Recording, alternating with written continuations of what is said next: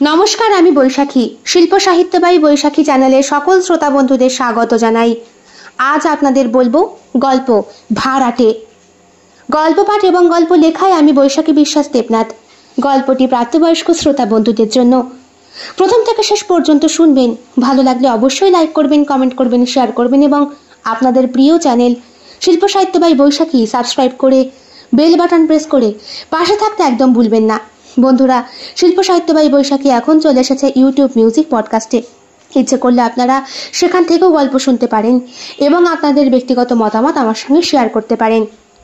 বন্ধুরা, শিল্প সাহিত্যবাহী বৈশাখী এখন চলে এসেছে ফেসবুক পেজেও। আপনারা ইচ্ছে করলে সেখানেও আমাকে ফলো করতে পারেন। আজ আপনাদের বলবো গল্প ভাড়াটে। প্রাপ্তমনস্ক শ্রোতা বন্ধুদের জন্য গল্প পাঠ এবং গল্প লেখায় আমি বৈশাখী বিশ্বাস দেবনাথ। মনোরমা, এই মনোরমা, মনো! আরে যাই, হাতে জলও শুকাতে দেয় না। বলো। এই নাও, বাজার নিয়ে এসেছি। এতক্ষণে তোমার বাজার নিয়ে আসার সময় হলো? গিয়েছো সেই সকাল 8টার সময়, গড়িতে এখন 9:30 বাজে। কখন আমি এখন মাছ কাটবো, কখন আমি... আরে শেষ পর্যন্ত আবার মায়া মাছ! এ তো বাঁচতে বাঁচতে সময় লেগে যাবে। ঠিক আছে, তাড়াহুড়ো করে কয়েকটা না হয় ভেজেই দাও। আমি চট করে স্নানটা সেরে আসি, আমার আবার অফিসের দেরি হয়ে যাবে। হ্যাঁ, আমার হাড় মাসে জ্বালিয়ে শেষ করে দিল এই বুড়ো হামলা। বলে মনোরমা ঝাঁঝি মেরে বাজারের ব্যাগ দুটো হাতে নিয়ে ঘরের ভেতর ঢুকতে যাবে, ঠিক অমন সময় পূজারিনী হলো কি? বাজার নিয়ে এসেছি, রাখো। হ্যাঁ, তুমিও, তোমারও ওই পাশের বাড়ির বৌদির ছোঁয়া লেগেছে। হ্যাঁ, সে ওই সকাল 7টায় ঘুম থেকে উঠবে, ভোরে উঠবে না। তুমিও তার ছোঁয়া পেয়ে পেয়ে এই 8:30টায় সময় বাজারে যাওয়া শুরু করেছো। কি বললি? আমার নামে কি বললি? মনোরমা চিৎকার করে বলে ওঠে। পূজারিনী তার স্বামী সৈকতের হাত থেকে বাজারের ব্যাগটা নিতে নিতে মনোরমাকে ঠাঁস মেরেই কথাটা শোনাচ্ছে। দত্তবাবুর বিরাট বড় বাড়ি, প্রায় 4 তলা। দত্তবাবু নিজে এই বাড়িতে বসবাস করতে পারেন না বলে ভাড়া দেবেন, তাই পত্রিকায় বিরাট বড় একটা অ্যাড দিয়েছিলেন। ভাড়া নেবার লোকের আবার অভাব আছে নাকি? মাত্র 2 দিনের মাথাতেই দত্তবাবু ফোনে অতিষ্ঠ হয়ে পড়লেন।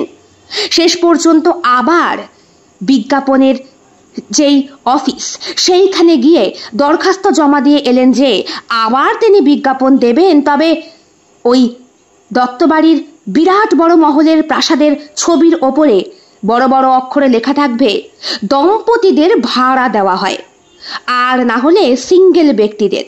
ওই কোনো লিভ টুগেদারের ভাড়া এখানে দেওয়া হয় না। দত্তবাবু নিজে আইন রক্ষক, সুতরাং আইন সাপেক্ষ যাবতীয় কাজ করতে তিনি বদ্ধপরিকর।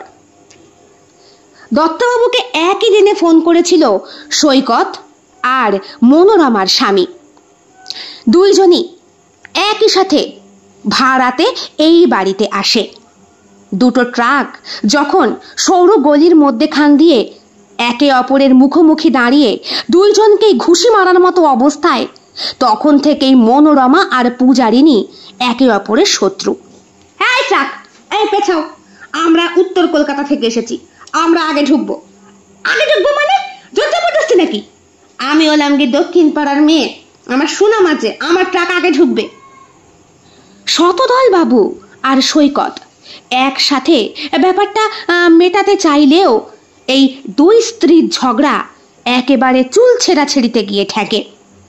শেষ পর্যন্ত দত্তবাবু দুইজনকে বাড়ি ভাড়া দিলেন ঠিকই, মাঝখান থেকে 7 তাড়াতাড়ি টিনের একটা পরদ দিয়ে দিলেন, মানে মোটা একটা পর্দা। কিন্তু বাড়ির উঠোনটা তো এক, দেয়াল যতই আলাদা হোক না কেন, দুইজন দুইজনকে সর্বত্র দেখছে আর দাঁতে পিষছে। প্রত্যেকের ঘরেই পায়খানা বাথরুম নিজেদের, এমনকি টিউবওয়েলটা অবধি আলাদা। তবুও এরা একে অপরকে সব সময় দোষে। বাড়ি আসার সেই দিন সন্ধেবেলায় কোন কুক্ষণে যে শতদল গিয়েছিল পূজারিনীর কাছে, কাঁচা পেঁয়াজ চাইবার জন্য ব্যাস মনোরমা কোমর বেঁধে অশান্তি শুরু করে। পূজারিনীর চরিত্র তুলে নানা রকম প্রসঙ্গে সে অপবাদ দেয়। পূজারিনী মনোরমার থেকে একটু বেশি সুন্দরী এবং শিক্ষিতা। শতদল বাবুর কপাল পোড়া, তাই অশিক্ষিত গোয়ার মেয়ের সঙ্গে বিয়ে হয়েছে। তাকে নিয়েই গাঁটছড়া বাঁধতে হয়েছে এবং সংসারও করতে হয়েছে। কিন্তু সৈকত সে একজন ইঞ্জিনিয়ার, বিয়েও করেছে উচ্চ মাধ্যমিক পাশ করা মেয়েকে। তাই পূজারিনী গায়ে পড়ে ঝগড়া না করতে চাইলেও ওই সঙ্গদোষে রঙ্গ হয় বলে না, এখন ঠিক সেই অবস্থা। বাজারের ব্যাগটাকে মেঝের মধ্যে আঁচাড় দিয়ে ফেলে কোমরে আঁচলটা গুজতে গুজতে আগিয়ে যায় মনোরমা। মেরে মুখ ভেঙে দেবো। আমার ওপর এত বড় কথা? আমি দক্ষিণের মেয়ে, তাহলে তাতে কি হয়েছে? আমি বুঝি উত্তরের মেয়ে না? বলে পূজারিনী। সকাল সকাল দুটোই মিলে শুরু হয়ে গেলে, ঘর থেকে চিৎকার করে বললেন শতদল বাবু। সৈকত বলে, দাদা আমাদের সন্ন্যাস নেওয়াটাই ভালো। আমরা দিব্যি ভাড়াটেরা কত সুন্দর রয়েছি, আর এই দুই বউকে দেখেছেন তো? তোমার জন্য হয়েছে, এই তোমার জন্য। মনোরমা বৌদি ভালো, মনোরমা বৌদির ব্যবহার ভালো, মানুষকে দুদিন থেকেই চিনতে পেরে গেলে। মনোরমা চোখ রাঙানি দেয় পূজারিনীকে। তা ভালোকে ভালো বলবে না তো কি কালো বলবে? বলে মনোরমা। পূজারিনী বলে, হ্যাঁ, আর শতদলদা আমার কাছে এসব পেঁয়াজ চেয়েছিল বলে আমি খারাপ হয়ে গেলাম। আবার শুরু হলো অশান্তি। দুইজন এই দুটো বাড়িতে একেবারে মাথায় করে রেখেছে প্রত্যেকটা ভাড়াটিয়াকে। সকালবেলায় এই অশান্তির চোতে অতিষ্ঠ হয়ে প্রত্যেকটা ভাড়াটিয়াই দক্ষিণের দরজা এবং জানালা বন্ধ করে শুয়ে থাকে। এদের অশান্তি মেটে সকাল 10টায়, তখন তাদের ভোর হয়। মাঝখানে ছোট্ট ঘরটায় মাঝে মধ্যে দত্তবাবু এসে বাড়ি দেখাশোনা করার জন্য থাকতেন। কিন্তু এই দুইজন যবে থেকে আইনগতভাবে এই বাড়িতে উঠে এসেছে ততদিন অতিষ্ঠ হয়ে গেছেন তিনি। ভয়ের চোটে নিজেও আর এই বাড়িতে ভয়ের চোটে পা রাখতেই ভুলে গিয়েছেন বছর 75-এর দত্তবাবু। অশান্তি মিটল সকাল 10টায়। আর প্রত্যেক দিনের মতো আজকেও সৈকত আর শতদল ঝাঁঝি মেরে বেরিয়ে গেল। চললাম। কে গেলে না? কি খাবো, তোমার মাথা? বলে ঘর থেকে বেরোলেন শতদল বাবু। আর অন্যদিকে সৈকত, এবার নিকুচি করেছে বাড়ি আসতে, শালার বাড়িতে পাই রাখবো না বলে সেও বেরিয়ে গেল। আবার দুই বউ একে অপরকে দেখে রাগে ফোঁস করছে। মনোরমার শরীরটা একটু মোটার দিকে, আর পূজারিনী পাতলা এবং স্লিম। উচ্চতায় দুইজনই 5 ফুট 4 ইঞ্চির কাছাকাছি। মনোরমার মাথার চুলগুলো কোঁকড়ানো, মুখটা দেবী প্রতিমার মতো, তবে গায়ের রং শ্যামবর্ণ। মাথায় সিঁদুর পরে একদম সামান্য, কারণ সামনের দিকে চুল পড়ে গিয়েছে সিঁদুরের জন্যে। কপালে টিপ প্রায়শই পড়ে না, আর এই টিপ নিয়েও গালাগালি খেতে হয় শতদল বাবুকে।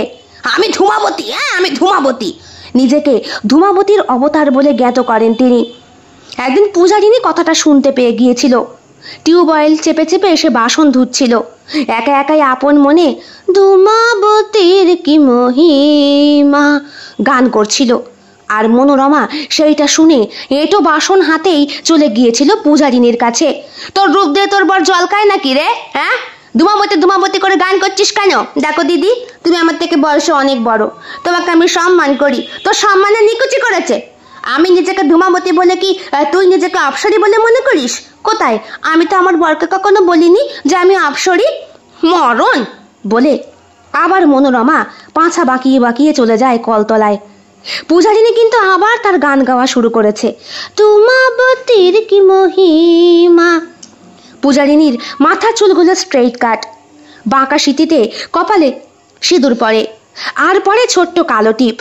শাখা পলা বলতে হাতে আয়স্তি, আরেক হাতে পলা বাঁধানো, গলায় সরু একটা মঙ্গলসূত্র, আর কানে ছোট্ট ছোট্ট কান মাকড়ি। শাড়ি সে পরে না, সে কুর্তি প্যান্ট পরে থাকে।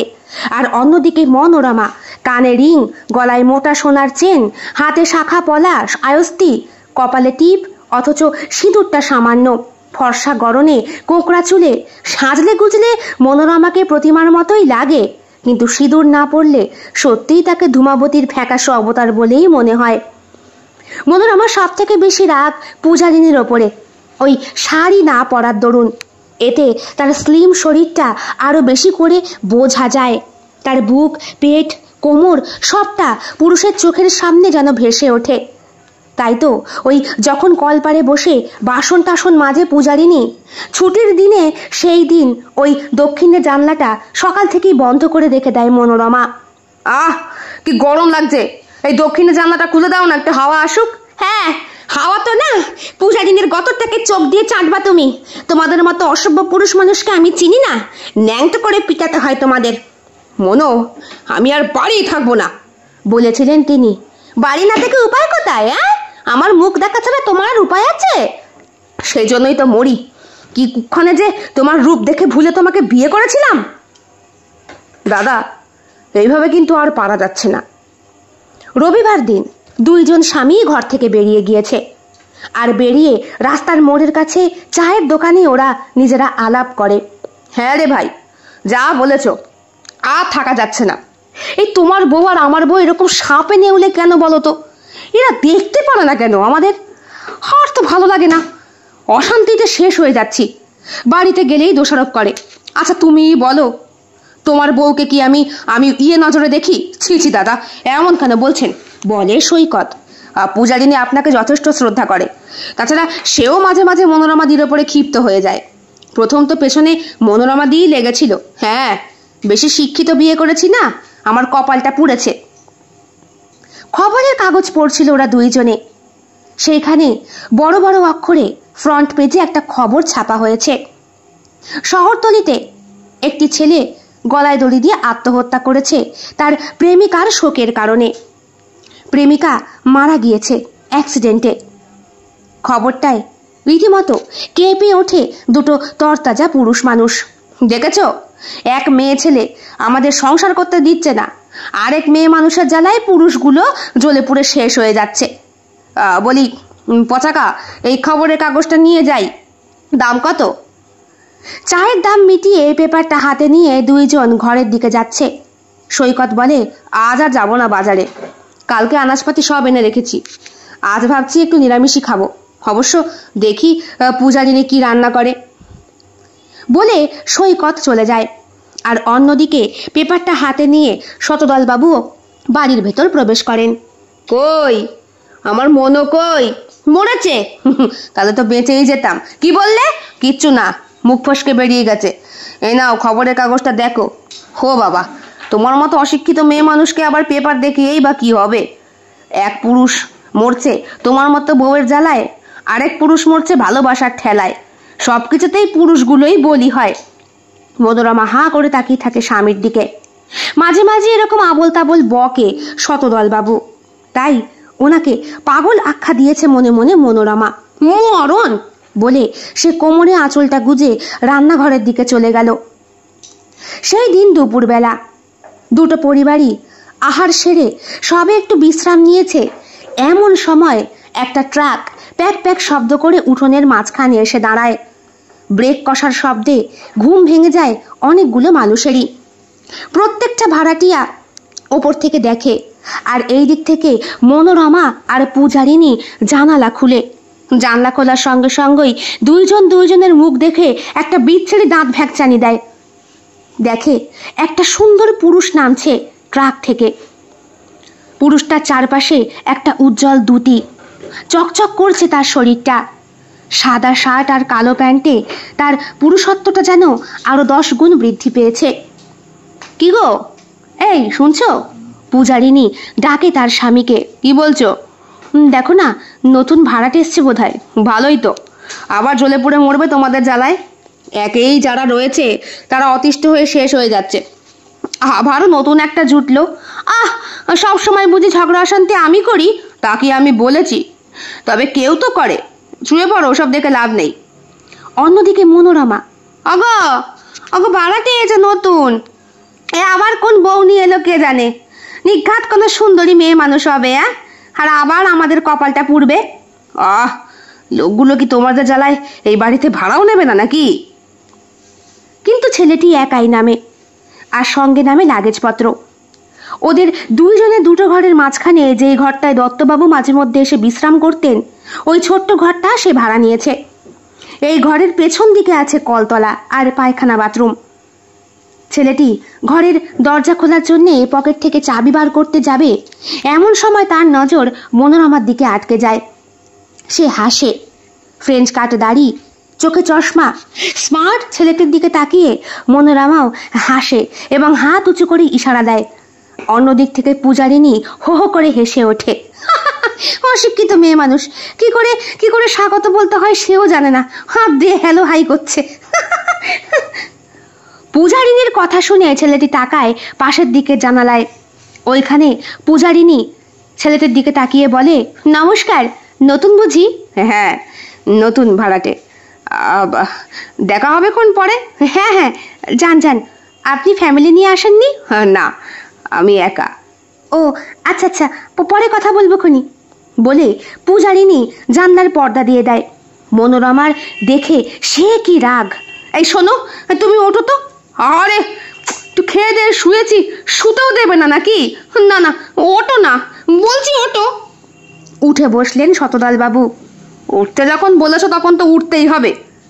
মাথার কাছে টেবিলে রাখা চশমাটা চোখে দিলেন। শতদল বাবু আর মনোরমার বিয়ে হয়েছে আজ প্রায় 15 বছর। স্থায়ী বসতি এখনো ওরা গড়ে তুলতে পারেনি। বীরভূমে পৈতৃক নিবাস, সেইখানে 8টা ভাই। প্রত্যেকটা ভাইয়ের মধ্যে সম্পত্তি ভাগ বাটোয়ারা হতে হতে মানে শৌচাগারের মতো অবস্থাও নেই। তাই নতুন জায়গা কিনে বাড়ি করতে গেলে এখনকার মন্দার বাজারে প্রচুর টাকার দরকার। স্বামী স্ত্রী খুব কষ্টে একটু একটু করে সঞ্চয় করছে, আর এই সঞ্চয় করতে গিয়েই কবে যেন সন্তান নেওয়ার বয়সটাও পার হয়ে গিয়েছে। এখন শুধু একটা ঘর বাড়ি করে আলাদাভাবে থেকে তীর্থযাত্রা করেই নিজেদেরকে শান্তি দিতে চায় দুইজনে, আর দুইজনই এখানে সহমত। অন্যদিকে পূজারিনী আর সৈকত বিয়ে করেছে মাত্র 6 মাস। কাজের জন্যে নিজের বর্ধমানের বাড়িতে এসে থাকতে পারে না, তাই সস্ত্রীক চলে এসেছে কলকাতার এই ভাড়া বাড়িতে। বলছি কি, শিগগিরই বাজারে যাও। এখন বেলা বাজে 3টে, এখন কোন মরণ দশার লোক আমার জন্য বাজার নিয়ে বসবে? আমি কিচ্ছু জানি না। হয় একটা টাটকা মোচা আনবে, নয় এঁচড়। নাও, এবার কি কলা গাছের কাছে গিয়ে হাত পেতে বলবো ওরে আমার মোচা দে রে, নাকি কাঁঠাল গাছের কাছে গিয়ে চাইবো? তুমি অসময়ে আমার কাছে মোচা আনতে বলছো, এটা কি মোচার টাইম? আমি জানি না। হয় তুমি মোচা আনবে, নয় তুমি এঁচড় আনবে, নয় তুমি চিংড়ি মাছ। আজকে না শনিবার? ও তাতে কি হয়েছে, ও সব সময় চলে। সে কি গো, বাড়ির ঠাকুর রাগ করবে বলে তুমি আমাকে আঁশ ছুতে দাও না, তোমাকে অবধি ছুতে দাও না, আর সেখানে বালাই সাত আমার সঙ্গে তুলনা করছো কেন? বাড়ির ঠাকুরের নাম নেবে না, বাইরে গিয়ে প্রসাদ খেতে হয়। হলো কেন যে কাইয়াকে বিয়ে করতে গেলাম। আমায় নয় খিস্তি পরে দিও, আগে ওটো দেখি, তাড়াতাড়ি রেডি হও, যাও। মনো, কি ছেলে মানুষই হচ্ছে? ছেলে মানুষই না, সন্ধ্যেবেলা তোমাকে পকোড়া করে দেবো। বাবা, অফিস থেকে ফিরে এসে যে কিনা 1 কাপ চা পায় না, সে কিনা আজকে পকোড়া? ব্যাপারটা কি বলো তো? বললাম তো, নিয়ে এসো না। অগত্যা স্ত্রীর বায়না মেটাতে বেচারা গায়ের ঢলঢলে পাঞ্জাবিটা জড়িয়েই বেরিয়ে যায় বাজারে। সকালবেলা পেপারটা দিয়েছিলাম, পড়নি? না, আমার পেপার পড়ার সময় নেই। সময় নেই নাকি? লিখতে কলম ভাঙো? বাপ তো বলেছিল একটু জানো, এখন দেখছি সেও। বললাম তো আমায় খিস্তি পরে দিও, আগে বাজারে যাও। সাইকেলটা নিয়ে বেরিয়ে গেলেন তিনি। বাজারে হন্যে হয়ে খুঁজে বেড়ালেন, যেন বাজারে বসে থাকা মশা মাছি কাকের দলও ওনাকে দেখে দাঁত কেলিয়ে হাসছে, যেন বলছে, হে আবার কে রে, এই সময় বাজার করতে এসেছে? বাজার এখন লাটের মাঠ হয়ে গেছে, বসবে সেই 5টায়। পচাগা, আরে এ কি, তুমি এখন এখানে শতদল, এখন এই মন্দার বাজারে কি নিতে এসেছো? এত সব পচা ধাচা মাল, তাও সবাই নিয়ে তো বসেনি। একটা মোচার জোগাড় করতে হবে। মোচা কি হবে? আর আমার স্ত্রীর ইচ্ছে হয়েছে মোচার বড়া খাবে, সন্ধেবেলায় পাকোড়া বানিয়ে দেবে, তাই। বাবা, বউকে মনে হয় খুব ভালোবাসো, তাছাড়া কি আর উপায় আছে? বউকেই তো ভালোবাসতে হবে। ভালো সময় এসেছো, ভাবছিলাম কালকেই তোমাদের 2 জনকে দেব আমার গাছের মোচা। বাহ, এ তো খুব ভালো কথা বলে ওনার বাড়িতে নিয়ে গেলেন। বৌমাকে ডাক দিলেন, ও বৌমা।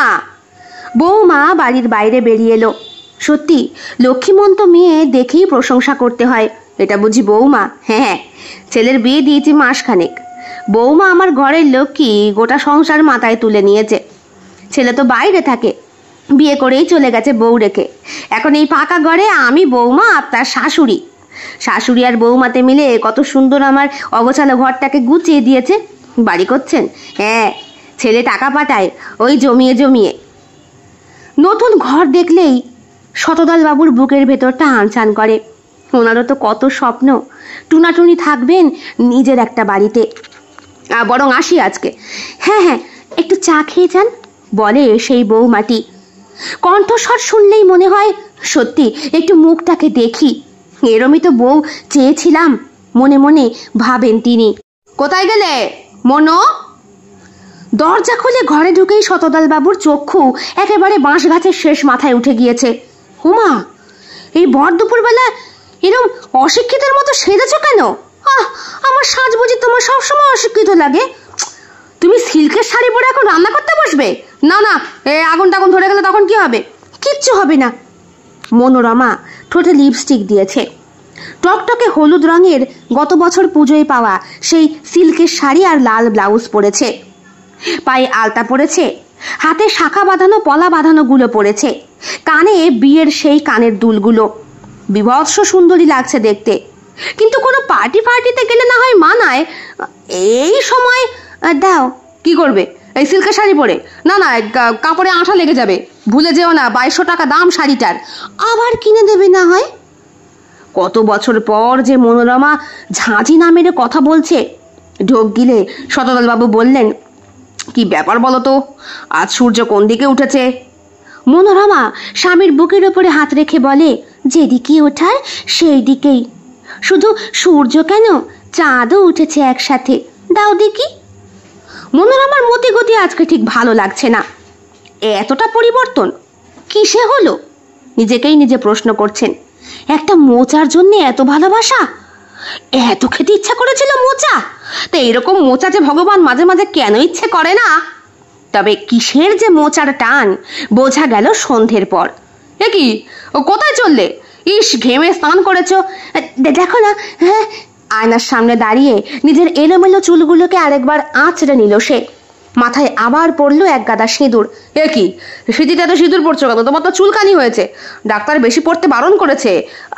তুমি থামো তো, সিঁদুর না পড়লে বুঝি মেয়েদের সুন্দর লাগে? তা তুমি সেজে গুজে এই অবস্থায় চললে কোথায়? এতক্ষণ রান্নাঘরে বসে বসে মোচার বড়া বানালে একা একা। কি হয়েছে বলো তো? ভাড়াটে এসেছে না, ওর জন্য বানিয়েছি, তোমার জন্য রেখেছি, এসে ভেজে দিচ্ছি, মুড়ি দিয়ে খেও। ও, এই তাহলে মোচার রহস্য, ভাড়াটিয়াকে খাওয়ানো, আমাকে না? এমন করে কেন বলছো? বাচ্চা ছেলে এসেছে, দেখি না ওর কি প্রয়োজন না প্রয়োজন।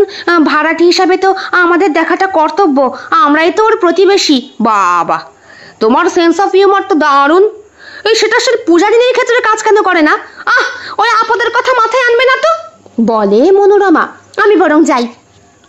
স্বামীর কথায় আর তোয়াক্কা না করে ঘরের দরজা খুলে সে কোমর দুলিয়ে দুলিয়ে বেরিয়ে যায়। তার শেষ যাওয়া পর্যন্ত হাঁ করে বসে বসে দেখে শতদল বাবু। মনে মনে বলে, কাজ সেরেছে। কিছুক্ষণ আগেই পূজারিনীকেই দেখলাম হাতে করে কি নিয়ে যেন ঘরে ঢুকতে। এইবার যদি মনও গিয়ে দেখে, একদিনেই নতুন ভাড়াটে এদের রণচণ্ডী রূপটা ঠিক টের পেয়ে যাবে। বেশিক্ষণ ওয়েট করতে হলো না, মনে মনে সেকেন্ড গুনছিলেন তিনি। এ কি, তুই? নতুন ভাড়াটের ঘরের সামনে দাঁড়িয়েই চিৎকার করে উঠলেন মনোরমা। ও কি মনোদি, চেঁচাচ্ছ কেন? এসো। পূজারিনী যথেষ্ট সম্ভ্রম মেনে উত্তর দেয়। আপনারা দুইজন বুঝি? আমরা দুই ভাড়াটে, আর দুইজনই একে অপরকে দেখতে পারি না। হ্যাঁ রে, নতুন ছেলেটার ওপরে এখনই ফষ্টি নষ্টি মারাতে শুরু করেছিস? দেখো দিদি, সামলে কথা বলো। আমি কিন্তু, আমার তো মাথায় কিছুই ঢুকছে না। ছেলেটি বলে। তুমি কচি ছেলে, তোমাকে দেখে কি? ও বাবা, মনোদি এত সেজেছ, আর তুই বা শাড়ি পরেছিস কেন? হ্যাঁ, দেখো মনোদি, তুমি কিন্তু আমাকে এভাবে অপমান করতে পারো না। আমি দেখলাম উনি চাটা খাচ্ছেন না, তাই একটু। আপনিও বসুন না। কি যেন বললেন? আমার নাম মনোরমা। ও আচ্ছা আচ্ছা, মনো বৌদি।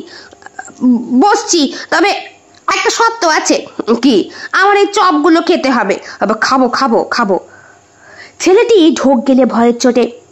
দুইজনই একে অপরের দিকে ফুঁসছে।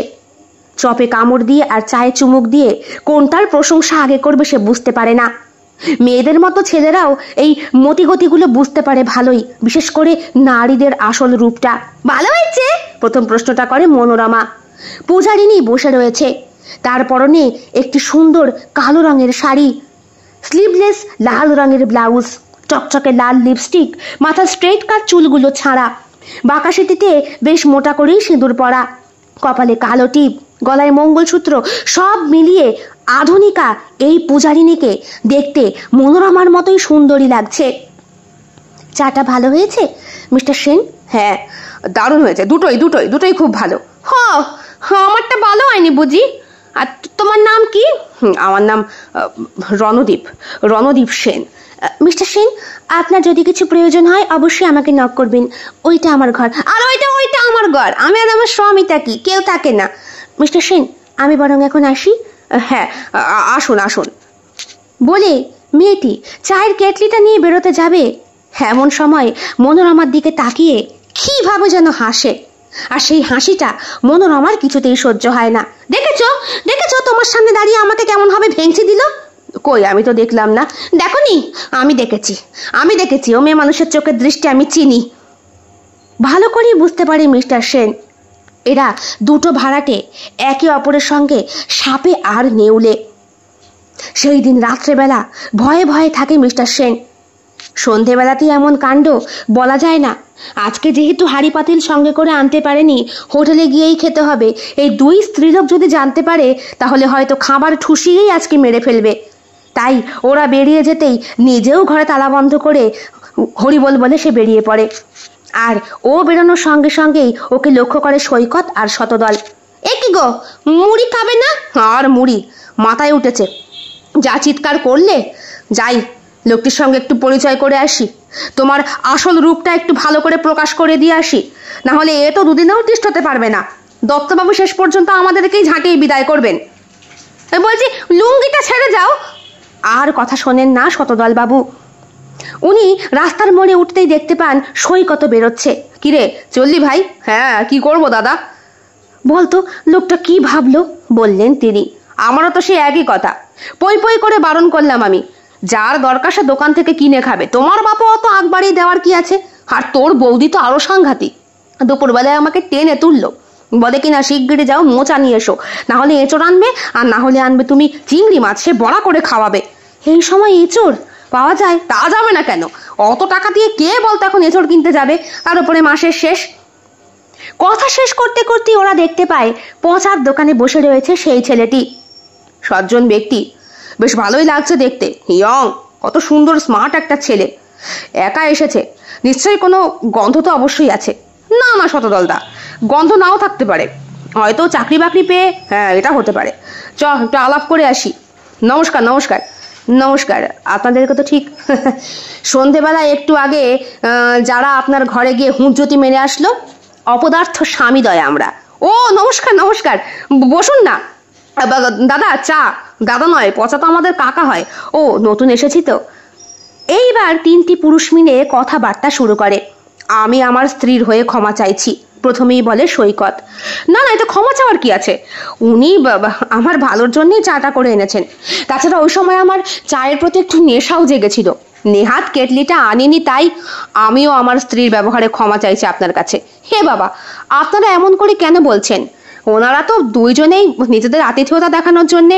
না ভাই, ওদের আতিথেয়তা গ্রহণ করতে যেও না। প্রথম দিন থেকে অশান্তি। এই যে সৈকত, উত্তরপাড়া, আমি দক্ষিণ পাড়া, এই নিয়েই যত গন্ডগোল। গোড়া থেকেই তো এই নিয়েই যত অশান্তি আমাদের মধ্যে। মিস্টার সেন বলে, আমি এসেছি আমার কর্মসূত্রে, পোস্টিংটা এখানে হলো তাই। তা তোমার স্ত্রী?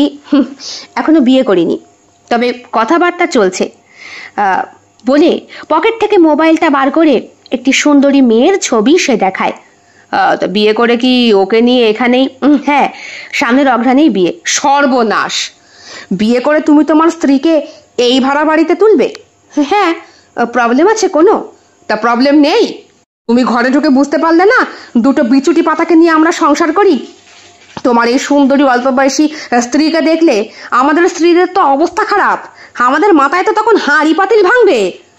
হেসে মিস্টার সেন বলে, আচ্ছা দেখি তাহলে আপনাদের স্বামী স্ত্রীর মধ্যে অশান্তি যদি ঠিক করতে পারি। পারবে না, জীবনে পারবে না। আলাদা করে কথা বলেছি আমি পূজারিনীর সঙ্গে, আলাদা করে কথা বলেছে সৈকত আমার স্ত্রী মনোরমার সঙ্গে। এতে হিতে বিপরীত হয়েছে। এমনকি আমাদের পুরুষত্ব নিয়ে পর্যন্ত চরিত্রে কলঙ্ক দিয়েছে আমাদের স্ত্রীরা, বুঝলে? রাত্রেবেলা হোটেল থেকে খাবার খেয়ে ফেরে মিস্টার সেন। সৈকত আর শতদল অনেকক্ষণ আগেই বাড়ি ফিরে এসেছে। ওরা খাচ্ছিল। ফিরছ? ঘর থেকে চিৎকার করে বলে মনোরমা। আচমকাই পেতনির মতো কণ্ঠস্বরে বুকের আত্মারাম খাঁচা হয়ে যায় মিস্টার সেনের। কে? আমি বলে ঘর থেকে বেরিয়ে আসে সে। মাথার চুলগুলো এলোমেলো, অত্যাধিক সিঁদুর পরার জন্য টাক বেয়ে গরমে সেই সিঁদুর গলে গলে পড়ছে। কপালের টিপটারও অবস্থা বিভৎস। মাটির উনানে রান্না করতে হয় তো, ঘেমে নিয়ে স্নান। হো বৌদি, আমার তো হয়ে গেছিল, খেয়ে এলাম। খেয়ে এলে কেন? চাটি ফুটিয়ে দিতাম খনি আমি। মনে পড়ে যায় ছেলেটির ওই স্বামী দুজনের আরতির কথা। অন্যদিকে পূজারিনী বলে, গরম দুধ নিয়ে আসছি, খাবেন? হ্যাঁ, তুই দুধ খাওয়াবি? তোর সাহস তো কম না, বলে মনোরমা। শতদল বলে, অশিক্ষিতের মতো চিল্লাচ্ছ কেন? দুধ খাওয়াচ্ছে, খাওয়া, তোমার অসুবিধে কি? ওগো, দুধ খাওয়াচ্ছে, দেখো। ওই ঘর থেকে সৈকত বলে, পূজা শুয়ে পড়ো। মিস্টার সেন, আপনি বোধহয় খুব টায়ার্ড, দরজাটা বন্ধ করে দিন। পারলে দক্ষিণের জানলা বন্ধ করে রাখবেন আর শুয়ে পড়ুন। হেসে ফেলে মিস্টার সেন। এমন সময় ফোনটা বেজে ওঠে। হ্যালো। হ্যাঁ হ্যাঁ হ্যাঁ, পৌঁছেছি অনেকক্ষণ। চা খেয়েছি, রাতের খাবারও খেয়ে নিয়েছি, শুয়ে পড়বো। ঠিক আছে। কে ফোন করেছিল? তোমার জানার কি আছে? জিজ্ঞেস করলো মনোরমা, আর উত্তর দিল শতদল। আর তুমি চুপ করো না, ছেলেটি এসেছে, বলছি রাত বেরাতে শরীর খারাপ করলে কিন্তু অবশ্যই আমার ঘরে। না না মিস্টার সেন, আপনি আমার ঘরে এসে নক করবেন। আমার হাজবেন্ড এই টুকটাক ওষুধ ঘরে এনে রাখে, প্রবলেম হলে আমি দিতে পারবো। তুই চুপ কর দেখি, আমার বর বুঝে আনে না। আবার বেঁধে গেল দুইজনের মধ্যে। অশান্তি চরমে উঠেছে রাত 10টায়। শেষ পর্যন্ত ওপর মহলের ভাড়াটিয়ারা বলতে বাধ্য হলো, আপনারা চুপ করবেন নাকি সবাই মিলে একটা পিটিশন জমা দেবো দত্তবাবুর কাছে আপনাদেরকে উচ্ছেদ করার জন্য। এরপর সৈকত আর শতদল এটো হাতেই বাইরে বেরিয়ে বলে, তোমরা ঘরে ঢুকবে নাকি আমরা সন্ন্যাস নেব? তারপরে দুইজন স্ত্রী চুপ করে। অন্যদিকে মিস্টার সেন ঘরে ঢুকে দরজা ভেতর থেকে বন্ধ করে দিয়েছেন। পরদিন ভোর 5টা বাজতে না বাজতেই, এ কি মনো, কোথায় চললে? ওনাকে চা দিয়ে আসি সকাল সকাল। 5টায়? হ্যাঁ, চাকরি করে ছেলেটা, এখন কি ওঠে নাকি ও? হ্যাঁ হ্যাঁ, অমর সুন্দর যখন সুঠাম শরীর, ও উঠে ঠিক ব্যায়াম করে। তা ব্যায়াম করে কেউ চা খায় না, ফলের রস খায়। মিস্টার সেন, মিস্টার সেন, ওই দেখেছ কাল নাগিনে গিয়ে হাজির হয়েছে, শুনতে পায় মনোরমা। দরজা খুলে, কে? কি পূজা বৌদি, সকাল সকাল তোমার জন্য জুস নিয়ে আসলাম। তুমি জিম করবে তো? আমি? জিম? কে বললো? না, ওই মনো বৌদি চিৎকার করে বললো তুমি নাকি জিম করো। দাদা বললো চা নাকি খাওয়া যায় না, তাই। ওফ, ভাবে মনে মনে মিস্টার সেন, বাপরে বাপ, এইসব যদি এসে দেখে কোনো রকম ভাবে মৈত্রেয়ী, তাহলে মৈত্রেয়ী তো আমাকে আগে বিয়ের পরে ডিভোর্স দেবে। নিয়ে যখন এসেছেন ঘরেই রাখুন। পূজারিনী ঘরের ভেতর ঢোকে। এ কি, ঘর দৌড়ে এমন অগোছালো গোছাতে পারেন না? বিয়েটা করে নিন না তাড়াতাড়ি, তাহলেই হয়। করব, তাকেও নিয়ে আসবো, বলে বিছানার পাশে বসে মিস্টার সেন। জুসটা খেয়ে নিন। আরে আমি তো এখনো ফ্রেশই হইনি হাত মুখ ধুয়ে, তারপর না হয়। ও হে কি, সকাল সকাল জুস খেলে পেট খারাপ করে। চা খাওয়ার টোস্ট বিস্কুট এনেছি, খাও। বেশ গাওয়া দুধের মোটা করে সর পড়েছে চায়ের ওপরে, দেখো। আপনারা শুধু শুধু আমাকে নিয়ে এত টেনশন করছেন। আমার জায়গায় আমি কিন্তু ঠিক আছি, আর খাওয়া দাওয়া নিয়ে অত চিন্তা করছেন কেন? আমি নিজেরটা ফুটিয়েই খেতে পারি। হোস্টেলে থেকে বড় হওয়া ছেলে আমি। বাবা মা আমাকে ছোটবেলা থেকেই নিজেকে সামলানো শিখিয়ে দিয়েছে, সুতরাং আমাকে নিয়ে অত টেনশন করবেন না। ও বাবা, তা বললে হয় নাকি? তুমি হলে গিয়ে নতুন ভাড়াটে, তোমার দেখাশোনা করার দায়িত্ব তো আমাদেরই, তাই না? আবার দুইজন একে অপরের দিকে তাকায়। সেই দিনটাও ঝগড়া অশান্তির মধ্যে দিয়ে কাটে। অতিষ্ঠ হয়ে ওঠে শতদল আর সৈকত। আর পারা যাচ্ছে না, এইবার দত্তবাবুর কাছে বলে আলাদা একটা ঘর ভাড়া করতেই হবে। না না দাদা, তুমি কেন ভাড়া করবে? আমি বরং পূজারিনীকে নিয়ে চলে যাই। না রে, তুই যাবি কেন? যত নষ্টের গোড়া তো আমার বউটা। একটা কথা বলি শতদলদা। বলো। একবার মিস্টার সেনের সাথে কথা বললে হয় না? কি কথা? এমন কিছু যাতে পূজারিনী আর মনোরমা দুইজনই আঘাত পায়, আর দুইজনই আমাদের ভালোবাসায় নিজেদেরকে বেশ। ঠিক, একদম ঠিক। কিন্তু রাজি হবে ছেলেটা? একে ওর ফিয়ন্সে রয়েছে। আমার তো মনে হয় না, কিন্তু একজনের সংসার নষ্ট হোক সেটাও তো বোধহয় ও চায় না। সেই দিন সন্ধেবেলা বাড়ি ফিরে দুইজনে মিলে ঠিক করে দেখা করবে মিস্টার সেনের সঙ্গে। মিস্টার সেন বসেছিল চায়ের দোকানে, ভয়ের চোটে বাড়িতে পা রাখেনি। আবার যদি অশান্তি হয়।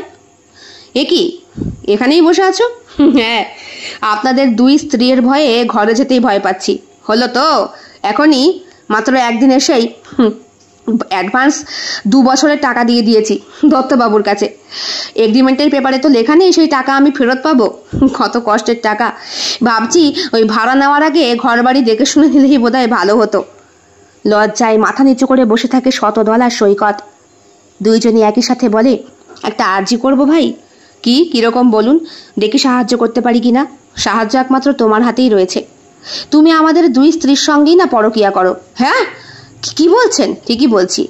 মনোরমার পূজারিনী যেইভাবে বাড়াবাড়ি শুরু করেছে, তাতে মনে হচ্ছে তোমার কাছ থেকে আঘাত না ফেলে ওরা শুধরাবে না। বিষয়টা কি ঠিক হবে? আমি ঠিক রাজি নই, আমায় ক্ষমা করবেন।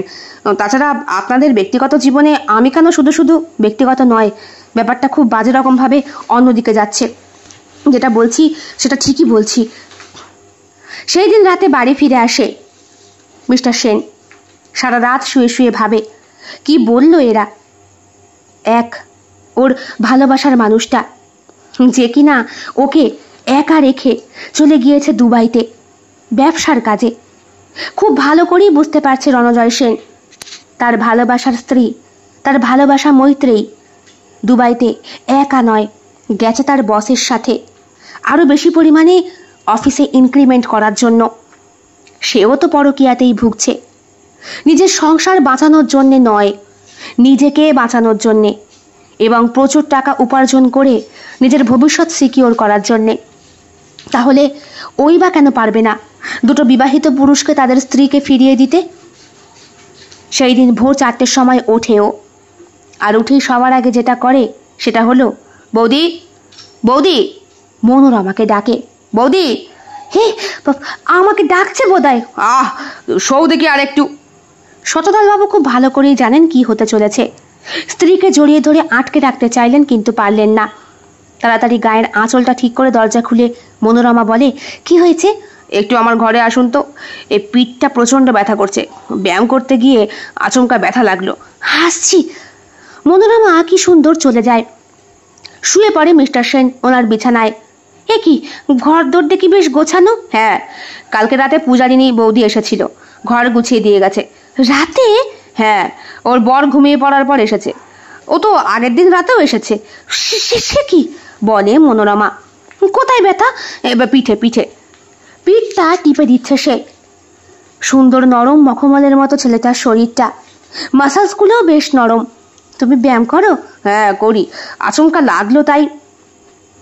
খানিকক্ষণ চিপে দেওয়ার পর চোখটা লেগে এসেছিল ওর, আর সেই মুহূর্তেই মনোরমার হাত দুটো চেপে ধরে সে মনে মনে বিড়বিড় করে বলে, তোমাকে খুব ভালো লাগে আমার মনো, তোমাকে খুব পছন্দ করি। মনোরমার মুখের ভেতরে হাসি ফোটে, কিন্তু সেই হাসি প্রকাশ করতে পারে না। দৌড়ে দৌড়ে ঘরের ভেতর ঢুকতে গিয়ে চৌকাঠেই পা বেঁধে সে পড়ে যায়। আহারে, এই ভারী শরীরটা নিয়ে কি আর এই বয়সে জগিং করতে পারো? জগিং নয়। কি হয়েছে? কিছু না, কিছু না। হাত দুটোকে নিয়ে এইভাবে রয়েছো কেন? কিছু না। মনোরমার এত বয়সেও প্রেম করার ইচ্ছে ঘুচল না। শতদল কিন্তু সবটাই জানে। আর অন্যদিকে পূজারিনী, কি গো, আজকে রান্না করবে না? না। কি হয়েছে বলো তো তোমার? কিচ্ছু হয়নি। ভাবছি জীবনে একটা পুরুষ মানুষের সব কিছু নয়। পাগল হলে নাকি? এই, তুমি বিবাহিত? হাট, সেটা বলছি না। বিয়ে করার আগে একবার জীবনটাকে উপভোগ করা সবারই উচিত। কি হয়েছে বলো তো? আগে গিয়ে জিজ্ঞেস করে সে, অথচ সে কিন্তু সবটাই জানে এরা কি ঘোল খাচ্ছে। বেশি দিন না, 7 দিনের মধ্যেই মনোরমা আর পূজারিনী দুইজনেই প্রেমে হাবুডুবু খেতে শুরু করে রণজয় সেনের। এ ঘরে থাকে না তো ও থাকে, ও থাকে না তো এ থাকে।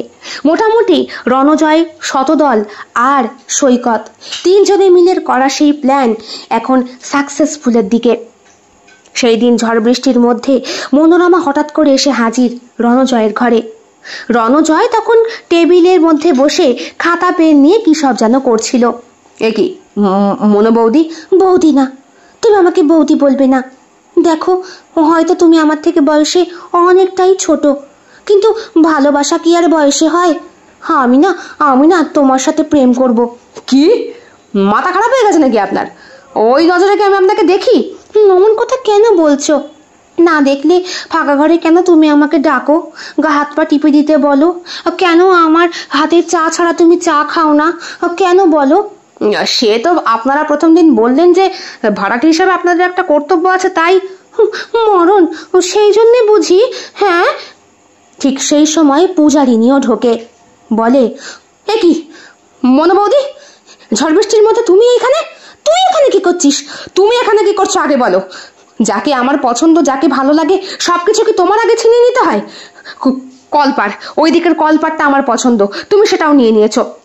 ঘর, এই দিকের ঘরটা আমার পছন্দ, তুমি সেটা নিয়ে নিয়েছো। হ্যাঁ, এখন মিস্টার সেন। কি মিস্টার সেন করছিস? ওনার সাথে আমার সম্পর্ক আছে, আমি ওনাকে ভালোবাসি, বলে মনোরমা। কি মিস্টার সেন, আপনি পারলেন আমার সঙ্গে এরকম করতে? আমি আবার কি করলাম? বারে, আমার হাতের জুস ছাড়া আপনি কিছু খান না। যখন তখন আমাকে ডেকে নিয়ে আসেন, ঘর পরিষ্কার করে দিতে বলেন, আমি করে দিই। এমনকি আপনার রান্নাটা পর্যন্ত।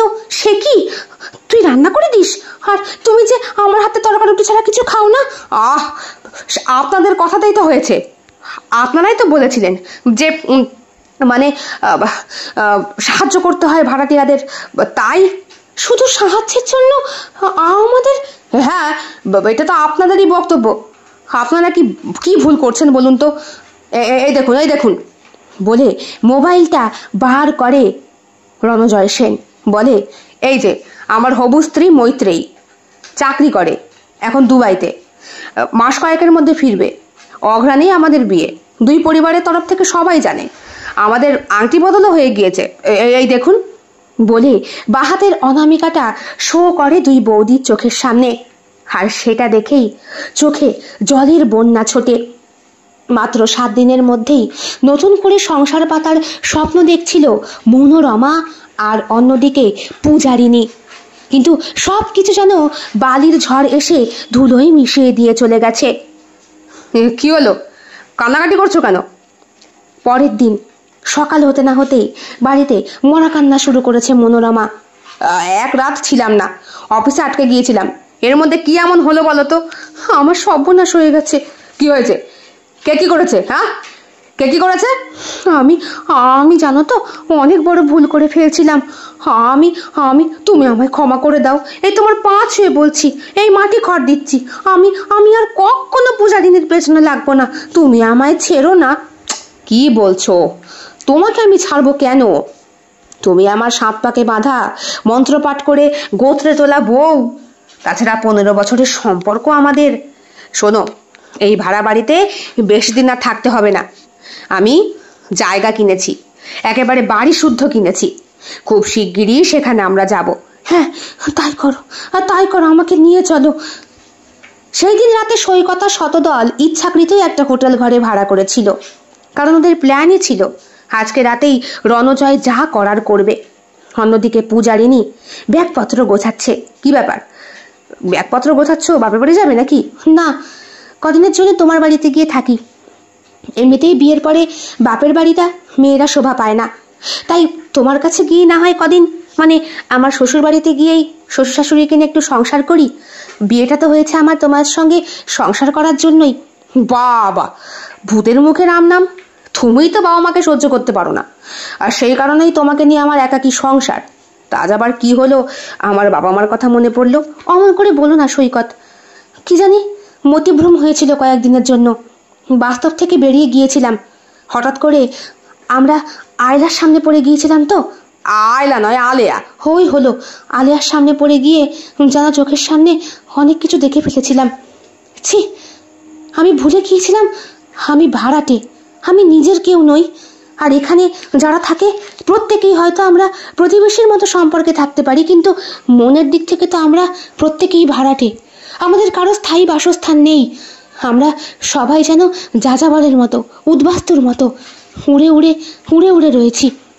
সংসার করার মতো টেন্ডেন্সি হয়তো আমাদের এখন হয়ে ওঠেনি। তাই পাগলের মতো কি বিড়বিড় করছো পূজা?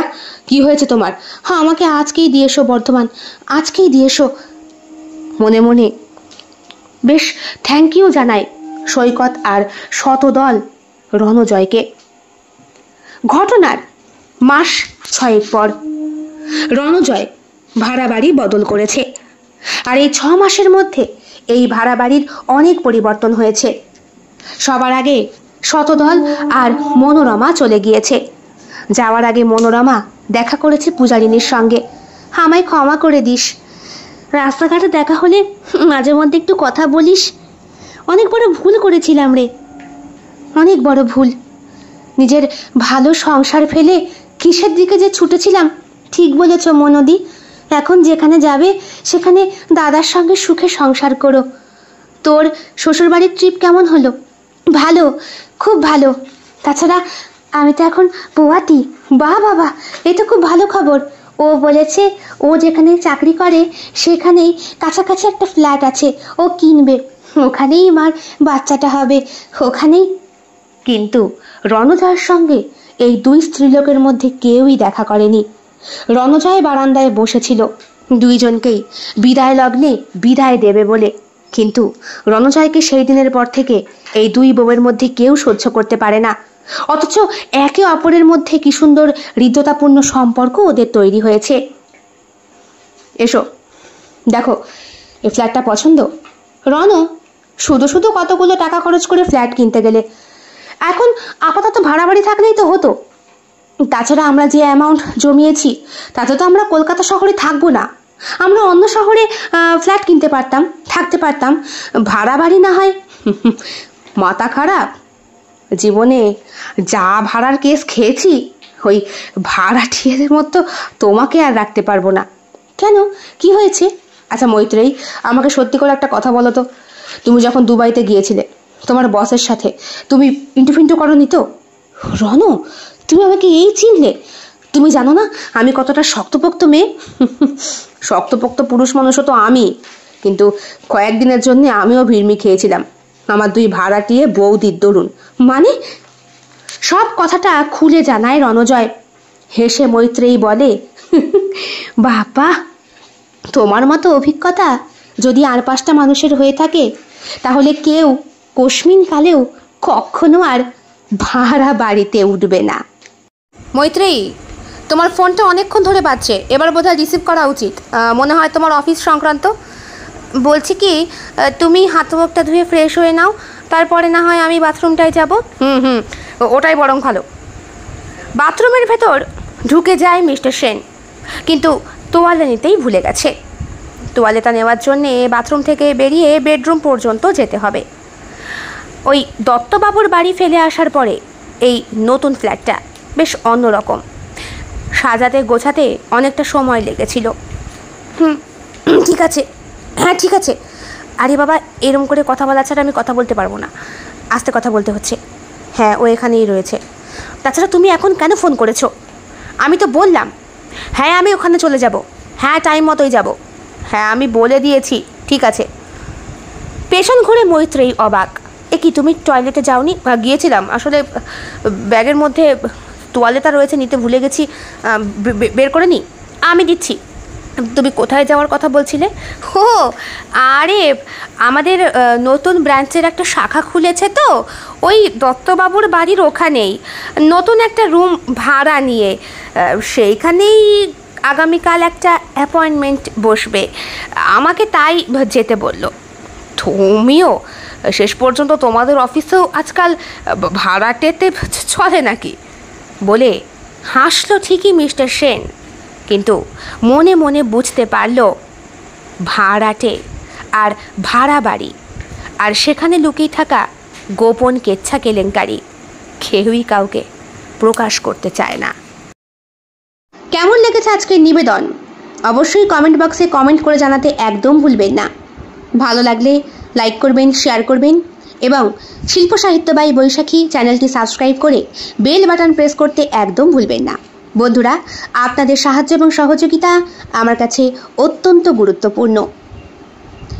আপনারা সকলে খুব ভালো থাকবেন, সুস্থ থাকবেন, ঈশ্বরের কাছে এটাই প্রার্থনা করি। দেখা হবে খুব শিগগিরই আরও একটি নতুন স্বাদের ভিন্ন আঙ্গিকের গল্পের সঙ্গে। অবশ্যই গল্প পাঠ এবং লেখনীতে আমি বৈশাখী বিশ্বাস দেবনাথ। দেখা হচ্ছে খুব শিগগিরই। ভালো থাকবেন সবাই। নমস্কার।